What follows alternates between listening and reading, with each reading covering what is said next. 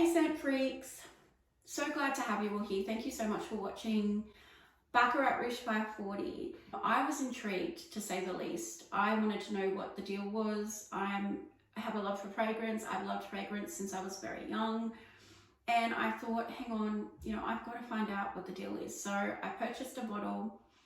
If you want to know what my thoughts were, please keep watching.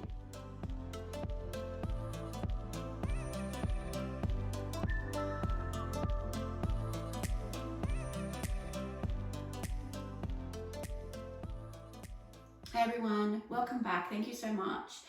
Baccarat Rouge 540. This is the bottle here. This is the 200ml, by the way. This bottle retails for 750 Australian dollars for an EDP concentration. It's by the House of MFK. I'm not even going to attempt to say the whole name because I sound ridiculous when I'm saying the last name. I just cannot get my tongue around it. So rather than butchering the name, I'm just going to stick to MFK.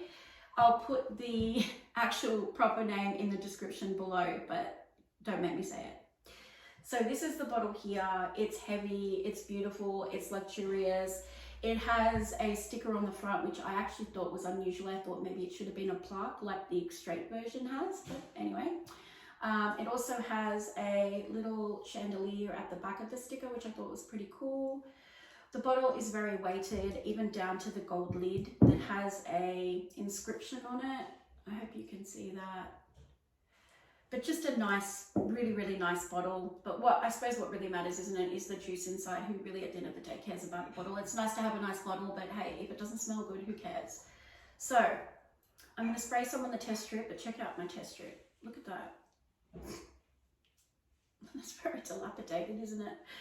Okay, this one has a really nice atomizer too. The mist is really lovely. I like a really nice fine mist is nice. It makes a difference.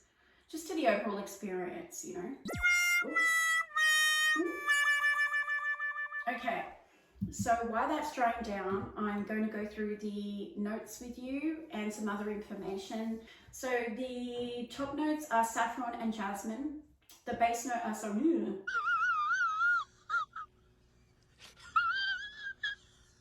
you know what I mean. The mid notes are amberwood and ambergris, and the base notes are fir resin and cedar.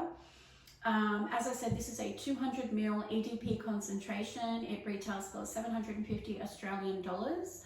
There is a 70ml bottle as well for $350 and a 35ml for around, I think it's around $230 or something like that. Don't quote me on that one though, I'm not 100%.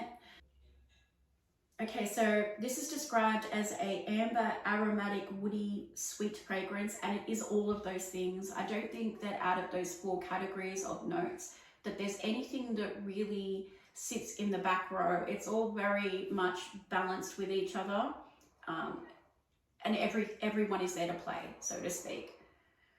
But it's so well blended. It's not scratchy, it's not harsh, it's just so smooth and velvety.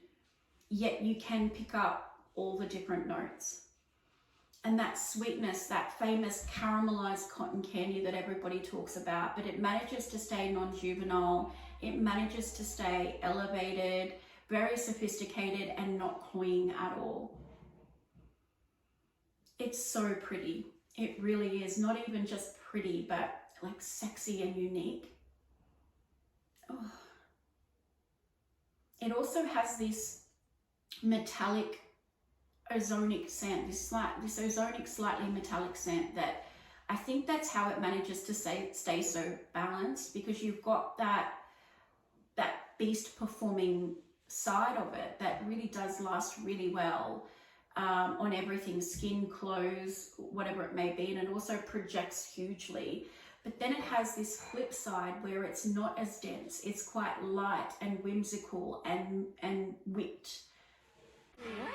Yeah, whipped, like whipped mousse or, something like that. It almost smells like that, and I think that's how it stops it becoming so cloying or too much or too heavy.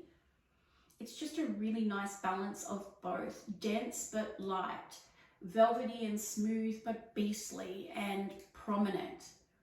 It does it so well. It really really is nice. I can't stop smelling it. It has that addictive quality to it where once you spray it, you don't want to stop smelling it.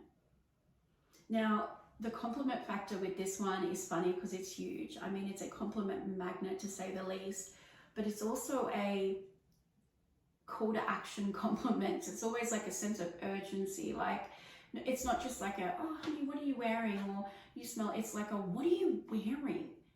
You know, like they have to know right then and there, urgent, urgent, urgent. It's that type of response that you get from people that compliment this fragrance. I have never got that with another fragrance in my experience at all. Not so semi-aggressive, like, what are you wearing right now? It's crazy. And I get the compliments from men and women. I would say predominantly from this one, it's women. But certainly I've had them from both, and I don't think I have ever worn this fragrance without getting a compliment or more.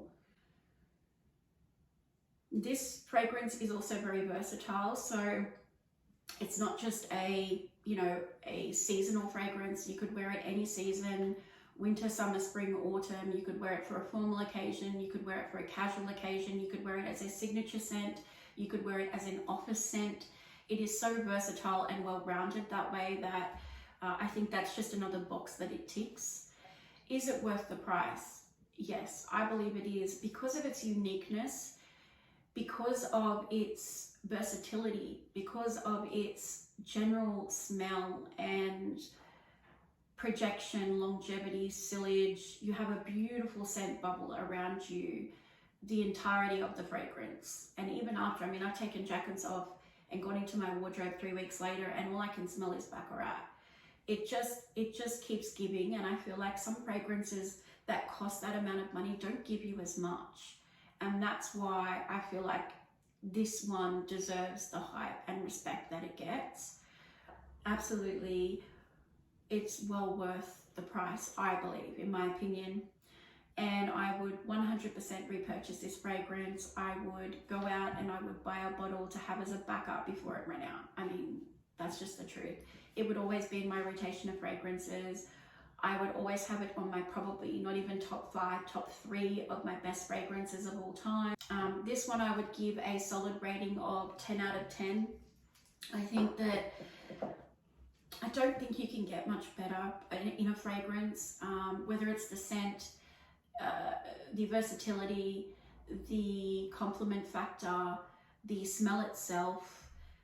I really don't believe that all fragrances give all of this. So I absolutely would give it its marks that it deserves, in my opinion, a 10 out of 10. If you were going to have one niche fragrance in your whole collection, this one would be it, in my opinion. I feel like I've got other niche fragrances in my collection that don't excite me as much as this one, that they're sure they're lovely and I really like them, and some of them I'd even repurchase again, but this one is special. Please, if you guys have any questions or suggestions for me for other fragrances you would like reviewed or that I should try, please post it in the comments below. Don't forget to subscribe and hit notifications, and I hope to see you guys soon again. Thank you again. Bye.